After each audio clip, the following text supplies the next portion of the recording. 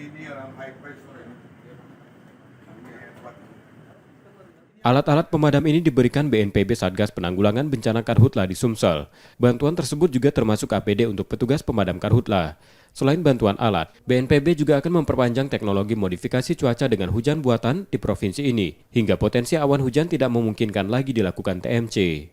Sebelumnya TMC di Sumsel sudah dilakukan selama 12 hari, dengan 10 kali penyebaran garam di udara menggunakan pesawat Kasa milik TNI Angkatan Udara. TMC dinilai efektif untuk pembasahan lahan terutama di lahan gambut di daerah rawan di Sumsel.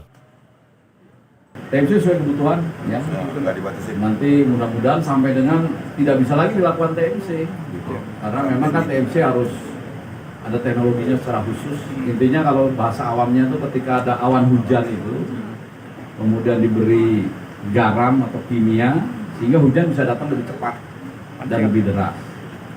Gitu ya. Masalah TMC tadi juga kita ucapkan terima kasih karena pembasahan lahan ini kecuali mengisi embung juga mencegah terjadinya pembesaran api.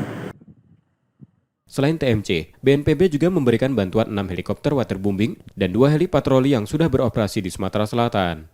Di Sumsel sebaran titik panas hingga saat ini mencapai 793 titik, relatif sama dengan 5 daerah prioritas lain seperti Jambi, Riau, Kalteng, Kalbar, dan Kalsel.